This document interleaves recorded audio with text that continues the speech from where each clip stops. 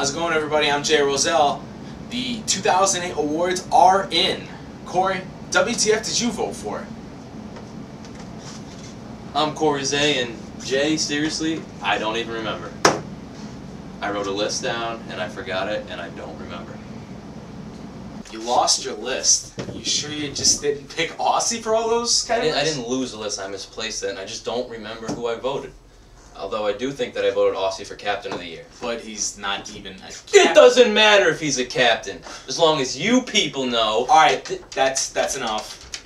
This is WTF, the Football Task Force. As always, this is the only show you need to watch for anything has to be football related. On today's show, we got awards, and more awards. We got all the results for the 2008 awards locked up right here, sealed and certified by Commissioner Chris Hess. Get out of there. Let's check. We're also going to talk about playoffs. Playoffs? You kidding me? Dude, don't talk about playoffs. Playoffs? Actually, maybe we should talk about playoffs. Yeah, probably a good idea. They're coming up this week. True. We do have a great show coming up, but first, want to bring in the rundown today? Do you mean it? Yeah, go ahead. Get over here! Whoopty! Yeah. Dude, that ain't right. Mortal Kombat style doesn't do it. You gotta just have the touch. So does your mom. Blue Jays aren't talking about playoffs. They just hope they can win a game. Because of a forfeit by the Colt 45s in the potential play-in game, the Blue Jays have now made the playoffs and get the #1 seeded Pirates in the first round. Good for them, because the Blue Jays have been improving since week 1, and despite their lack of a permanent pitching rotation, I think they are definitely a better matchup for the Pirates. Unfortunately, they're facing James Rizzo at the Cove, and Rizzo is a Cy Young Award candidate. I hope the Blue Jays believe in God, because they're going to need a miracle. You know, I think the Blue Jays are a lot better than people give them credit for. They definitely improved over the second half of the season, but who are they going to put up against Rizzo? Is it going to be Shane Kubel, Joe Villalobos, or Ryan Conover? I mean, you need to get your act together if you're going to be facing the Pirates and the #1 seed at their home field, Pirates Cove. Also, in the Land Division, we have #2 Cardinals versus #3 Nationals.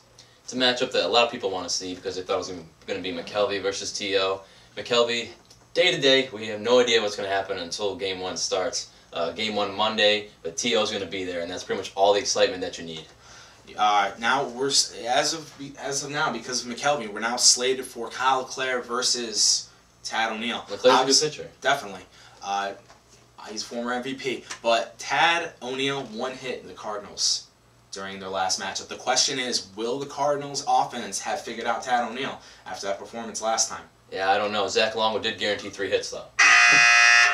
One hit combined for the whole team last time. I don't know. We could possibly see an upset. I think that's the greatest chance for an upset in the first round right there.